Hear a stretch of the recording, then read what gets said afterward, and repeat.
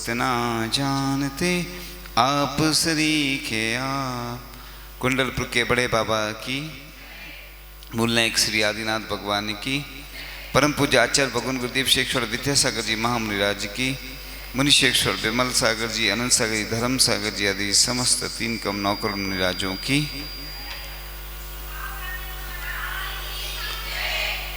विभिन्न दिनों से आचार्य श्री के संस्मरण की श्रृंखला चल रही है। उसी श्रृंखला के अंतर्गत एक नए संस्मरण के साथ कि बिहार चल रहा था। आचार्य महाराज बिहार की चर्चा करते नहीं, पर बताएंगे नहीं और चुपचाप बिहार कर जाएंगे, अतः अपन यहीं दरवाजे पर सो जाते हैं।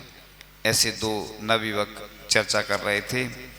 अपने को लांग कर महाराज निकलेंगे नहीं तो अपन को आवाज देंगे, अपन उठ जाएंगे और साथ चलेंगे। यदि यहाँ वहाँ सोएंगे तो सोते रह जाएंगे। यह विचार बनाकर हम लोग लेट गए। थके होने के कारण गहरी नींद में पता ही नहीं चला कब करवटें बदलने से दरवाजा छूट गया। सुबह नींद खुली तो पंछी पंजरे से उड़ चुके थे। फटाफट भागे, गांव वालों से रास्ता पूछा, हाथ का इशारा करते बोले ये है। हमने पूछा बाबा गए हैं यहाँ से? वह बोले वे तो इस तरफ गए हैं, यह रास्ता जंगल का है। यह सुनते ही हम लोगों के हाथ पैर फूल गए। अब क्या होगा? आचार्य संघ तो भटक जाएगा, लेकिन सामने दूर आचार्य श्री संग सहित आते दिखे। पास आने पर हम लोगों ने नमोस्तु किया तो देखकर मंद मंद मुस्कुराकर हम लोगों का हतोत्साह दूर कर दिया। हमने कहा गुरुदेव क्षमा करना, नींद नहीं खुल पाई। बोले कोई बात नहीं, तुम्हारा काम भी हो गया और हमारा काम भी पूर्ण हो गया। उनका इशारा था कि सोच आदि क्रिया से हम लोग निवृत्त हो गए। गुरुदेव के वचनों से हम लोगों को अत्यधिक प्रसन्नता हुई कि भक्तों का कितना ध्यान रखते हैं। लोग कहते कि आचार्य श्री ध्यान नहीं रखते, आचार्य श्री दर्शन नहीं देते, लेकिन पहले की बात अलग थी। उतने नया संघ था, उतने परिचित लोग नहीं थे। अब आचार्य श्री के बहुत सारे लोग परिचित भी हो गए और आचार्य श्री स्वयं चर्चित भी हो गए।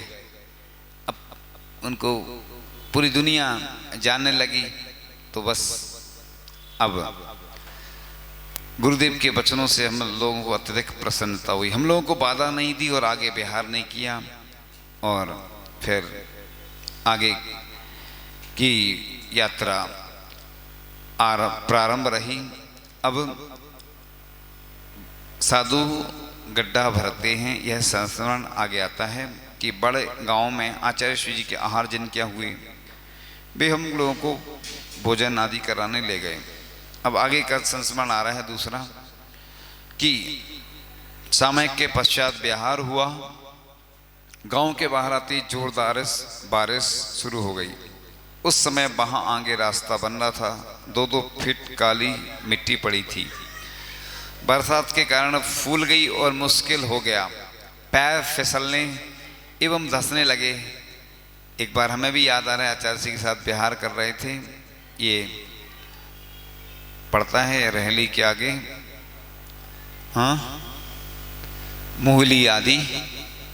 तो हम लोग चल ही नहीं पा रहे थे, बार बार गिर रहे थे। हम लोग इतना चिकना हो जाता, मिट्टी इतनी चिकनी रहती कि चलना बहुत मुश्किल होता, गिर रहे थे बार बार। ऐसे ही यहाँ भी हो रहा था। पैर फिसलने एवं धंसने लगे। तेज बारिश की मार से आचार्य श्री का शरीर लाल पड़ गया। छुल्लक जी का दुपट्टा आचार्य श्री जी के ऊपर फैलाया तो आचार्य श्री ने मना कर दिया। आचार्य श्री बोले कभी मिलिट्री को बर्फ पर चलते देखा है? एक साथ आपस में चैन बनाकर एक दूसरे को पकड़कर एक साथ पैर उठाकर एक साथ रखते हैं, लेफ्ट राइट करते हुए चलते हैं, बढ़ते जाते हैं और मंजिल पा जाते हैं। चलो अपन भी ऐसे ही चलते हैं। और वे मध्य में हो गए। दाएं तरफ नियम सागर जी, बाएं तरफ योग सागर जी, और दाएं बाएं हम सब लग गए, श्रावक भी लग गए। सभी ने अपने आजू बाजू वालों के गले में हाथ डालकर मजबूती से पकड़ लिया और चलना शुरू कर दिया। 4 किलोमीटर का रास्ता तय हो गया, कोई भी फिसला नहीं। पैरों में 2-3 किलो मिट्टी चिपक जाने से ताकत तो लगी किंतु थकान नहीं हुई एवं पैरों के छाले भी मिट गए। देखो वह दृश्य कैसा दृश्य रहा होगा कि श्रावकों को आचार्य ऋषि के साथ चलने का मौका मिला, पकड़ने का मौका मिला। अब तो चरण छूने नहीं मिलते, दर्शन तक नहीं मिलते, और आहार देना तो दूर है ना, देखने भी कई बार नहीं मिलते।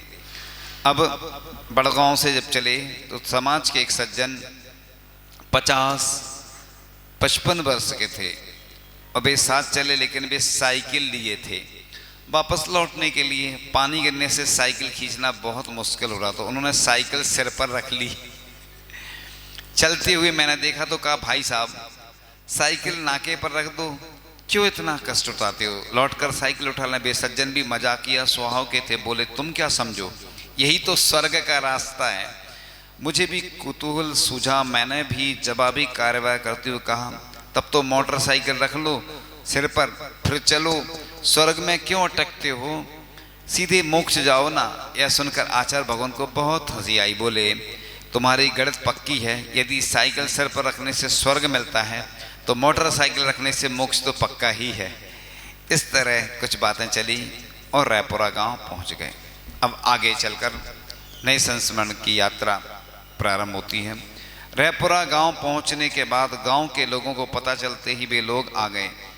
आचार्य ऋषि उनके पीछे पीछे मंदिर गए और पार्श्वनाथ दिगंबर जैन मंदिर के दर्शन कर बाहर आ गए। गांव वालों ने पैर पकड़ ली और बोले महाराज आगे जंगल है, विशेष बस्ती नहीं है, 14-15 किलोमीटर कुम्हारी गांव है, पहुंच नहीं पाओगे। तो आचार्य ऋषि हम लोग को देखकर बोले अभी तो समय है और 6 किलोमीटर ही चले हैं, बोलकर आगे बढ़ गए। तो 6 किलोमीटर और चलकर रोड के किनारे ग्राम में नाले के किनारे अधबने स्कूल में रुक गए। कुल 12 किलोमीटर चले, लेकिन स्कूल में कच्चा फर्श था, खिड़की दरवाज़ा भी नहीं थे। मुझे याद आ गया अपना खुद का संस्मरण। ठंड का समय था, नई नई दीक्षा हुई थी, उस समय बिहार किया। एक स्कूल जैसा था, खुला छप्पर था, तो रात भर ऐसे ही व्यवस्था में लगे रहे, सो नहीं पाए रात भर। ऐसी स्थिति रहती कई बार कि पूरा खुला रहता है, व्यवस्था कुछ रहती नहीं और अब कुछ कर भी नहीं सकते, ऐसी स्थितियां घटित हो जाती। फर्श बहुत ठंडा है, सीलन एक तो ठंडा हो गया था और हम लोग चिंता में थे ही कहीं से पाटा का इंतजाम करने के लिए। गांव में नहीं मिला, किंतु धान का चारा प्यार जो साधु लोग ठंड में लेते वह मिल गया और सारा चारा बांध लिया। और पता नहीं, देखते हैं एक यादव जी थे, उनके पास वो कुछ श्रावक दूध के लिए गए। देखते हैं गौ माता आप और ऊपर दया कर दे तो दूध पहले निकल चुका होगा। उन्होंने 6 गायों को दुहा तो सभी ने दया कर दी और लगभग 1 किलो दूध हो गया और उनको मिल गया। शाम की व्यवस्था उनकी हो गई। अब वो हमने डिटेल में छोड़ दिया, ज़्यादा डिटेल में नहीं बताया उसको, क्योंकि आचार्य ऋषि के संस्मरण के साथ साथ कुछ कुछ जो सुनाते हैं लोग अपनी खुद की घटनाएं संस्मरण में वो आती हैं। तो आगे चलते हैं और आगे के क्रम में चारा लेकर आए। जैसे आचार्य महाराज अंधेरा होने से पूर्व गए, वहाँ हमने चारा लगा दिया। आचार्य श्री आकर आए, देखकर बोले यह क्यों मना किया? हमने कहा हम लोगों पर दया करो, आप नहीं लोगे तो हमारा क्या होगा, आप ले लोगे तो हम भी अपने लिए लगा लेंगे, वरना धरती पर हम लोगों को ठंड लगेगी, नींद नहीं आएगी। तो आचार्य श्री को हम लोगों पर दया आ गई, बोले अच्छा अच्छा, और चारा पर बैठ गए। हम दोनों लोगों ने छुल्लक महाराजों को भी चारा लगा दिया। ऐसे हैं गुरुदेव, पर पीड़ा देख पिघल जाते हैं, अपनी चिंता नहीं, पर की पीड़ा में स्वयं को समायोजित कर लेते हैं। आचार्य श्री की अगले संस्मरण में कैसी मिसाल है उनकी करुणा की, दूसरी मिसाल भी देखने को मिली। जब चारे पर बैठ गए फिर बोले देखो सावधानी रखना, जंगल का स्थान है, अंधेरे में इधर उधर नहीं जाना, तभी खिड़की के बाहर से विचित्र आवाज आने लगी।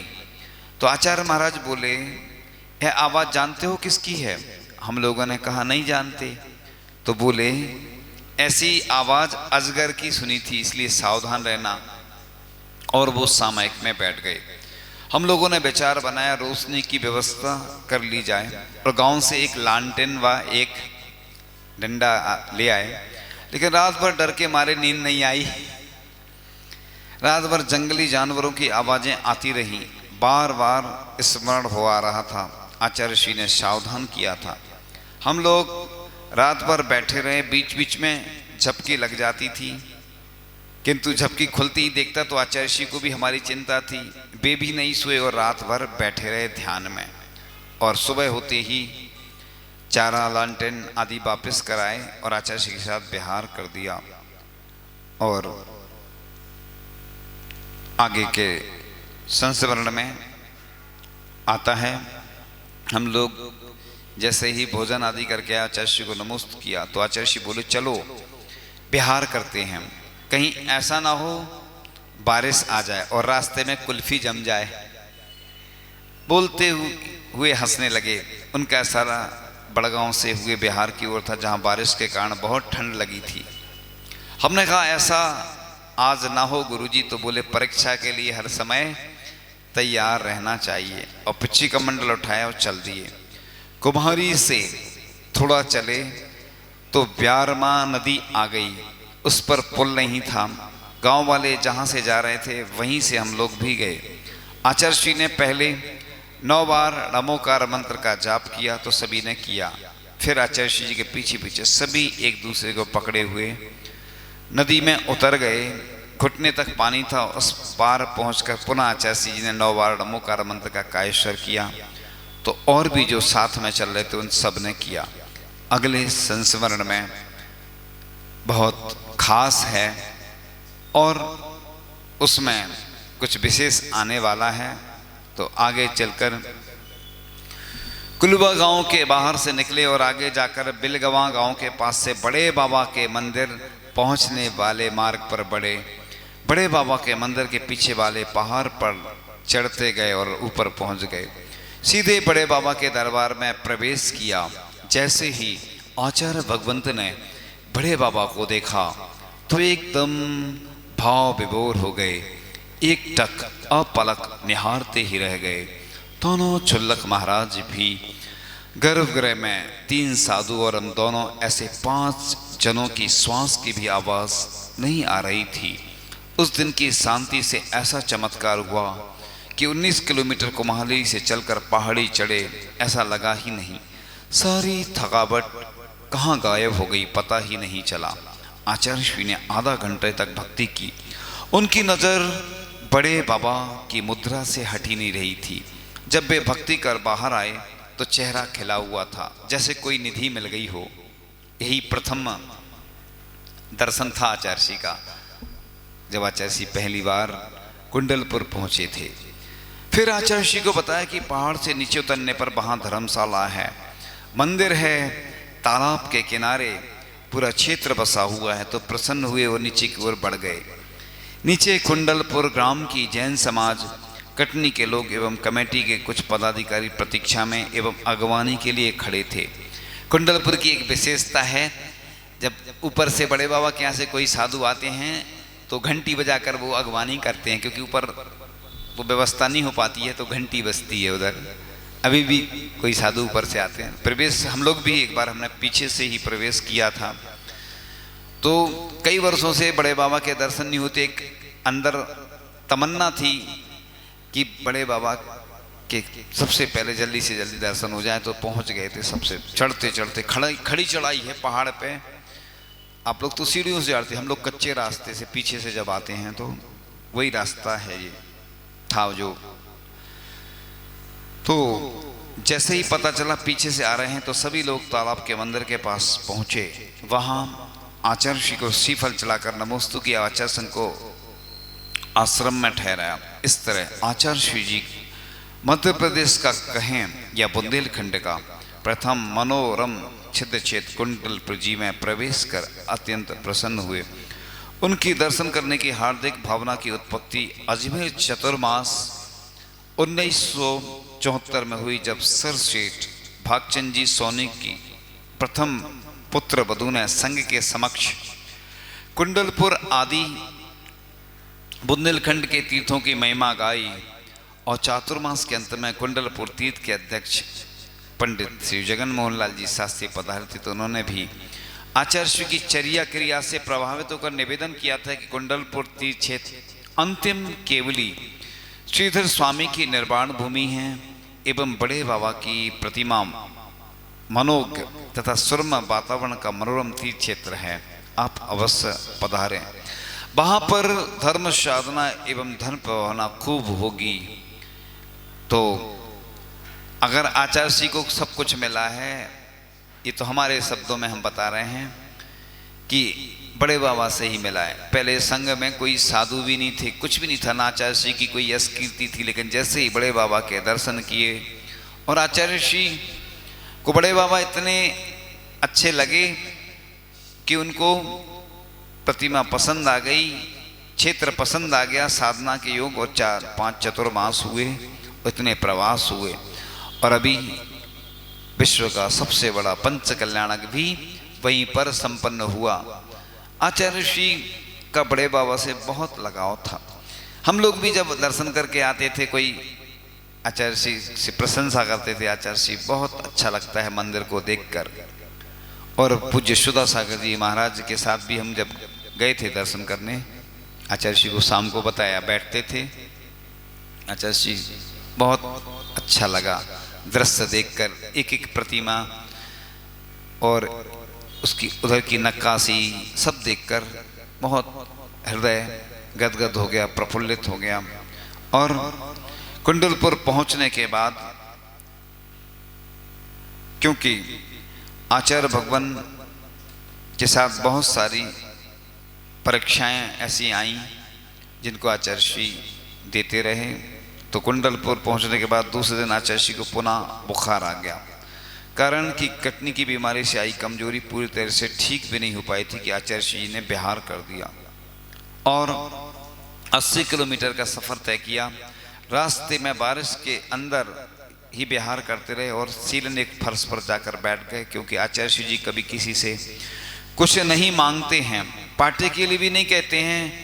और दूसरे दिन तेज धूप में चले, इस कारण कमजोरी और बढ़ गई। तब कर्मोदीर्णा से पुनः रोग परिचय आ गया, स्वास्थ्य खराब हो गया और जो बाहर के उनसे लोग जुड़े थे श्रेष्ठी भाई भी आ गए, आहार के लिए उठाया। सामयिक के बाद आचार्य श्री के पास गए, नमस्ते किया तो आंख खोलकर मुस्कुराए, बोले जा रहे हो? हमने कहा जी। समय सागर जी के लिए कोई संदेश तो बोले। दोनों लोगों को आशीर्वाद। आचार्य श्री की निष्प्रहता वात्सल्यता देखकर आंखों में श्रद्धा के आंसू लेकर लौट आए। आज तक हृदयासन पर उनके समकक्ष कोई विराजमान नहीं हो पाया।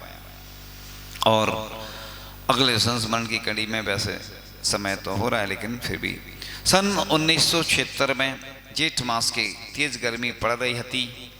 ये बहुत अच्छा उदाहरण है, बुंदेलखंडी में है। तब हमें पटेरा में पता चलो कि कुंडलपुर में बहुत छोटी उम्र के आचार्य महाराज पधारे हैं, जिनको पूरा परिवार मोक्ष मार्ग में दीक्षित हो गए है। घर में मात्र एक बड़ो भैया जबरन रोको गो है।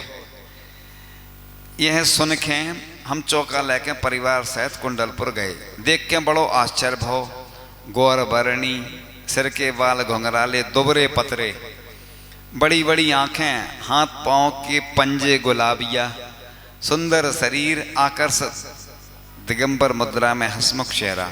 उनके दर्शन से सभी लोग आकर्षित हो रहे थे। उनके संग में सब छुल्लक थे और छोटी उम्र के हते। सभी अपनी साधना में लीन रहते थे, जिनमें छुल्लक स्वरूपानंद जी, छुल्लक नियम सागर जी, छुल्लक युग सागर जी, छुल्लक समय सागर जी महाराज आचार्य महाराज के आज्ञानुवर्ती थे। छुल्लक समय सागर जी महाराज बुखार से पीड़ित होवे के कारण कटनी से ओई दिना पधारे हते। संग में ब्रह्मचारी भीमसेन जी भी हते। पहले दिन ही आचार्य महाराज को पड़गान करके आहार देवे को सौभाग्य प्राप्त हो गो। पहले के लोग बताते कि हर दूसरे तीसरे दिन आचार्य के आहार हो जाते थे, और अब तो महीनों में होते। तब आहारचर्या देख के बहुत ही आश्चर्य भाव, इतनी छोटी उम्र में ही बिल्कुल नीरस आहार, न घी न बूरा न नमक, सादो आहार, बिना कोई इशारा बिना कोई हुक्का हाँकी के बड़ी ही प्रसन्नता से आहार लेवो और अपनी दृष्टि अंजलि पर रखवो। ऐसी उत्कृष्ट चर्या देख के हम सभी लोग बड़े ही प्रभावित भये। बेजा गर्मी पड़ रही थी और एक दिन 106 डिग्री बुखार आ गो आचार्य महाराज को। सभी जने घबरा रहे थे। आचार्य महाराज को तेज ठंड लग रही थी, तो अभी उनके मुंह से पीड़ा के शब्द नहीं बल्कि भगवान को नाम निकल रहा था। ऊपरी उपचार से बुखार सामान्य भाव, किंतु उनने दवा नहीं ली। उनकी आगमुख चर्या की दृढ़ता देख के सुन के चारों तरफ की बुंदेलखंडी जनता बड़ी प्रभावित भई। और आगे के संस्मरण की श्रृंखला जारी रहेगी, लेकिन अभी नहीं, आगे। और आचार्य महाराज के संस्मरण आप लोग ऐसे ही सुनते रहेंगे। और आचार्य भगवान के लिए एक भजन आचार्य श्री के चरणों में। हे मेरे गुरुवर एक बात बताओ, कहाँ है भगवान हमें दिखाओ। मैंने तो उनको कहीं देखा नहीं, कहीं मेरे भगवान गुरुवर तुम्ही तो नहीं, कहीं मेरे भगवान गुरुवर तुम्ही तो नहीं। मैंने सुना है मन मन में भगवान विराजे रहते हैं, अंतः मन से झांको तो वह हमें दिखाई देते हैं। मेरे तो मन में गुरुवर तुम्ही हो बसे, कहीं मेरे भगवान गुरुवर तुम्ही तो नहीं। तेरा रूप देख के गुरुवर कुछ कुछ ऐसा लगता है, मंदिर में भगवान की मूरत से भी कुछ कुछ मिलता है। सच सच बताना गुरुवर छिपाना नहीं, कहीं मेरे भगवान गुरुवर तुम्ही तो नहीं, कहीं मेरे भगवान गुरुवर तुम्ही तो नहीं।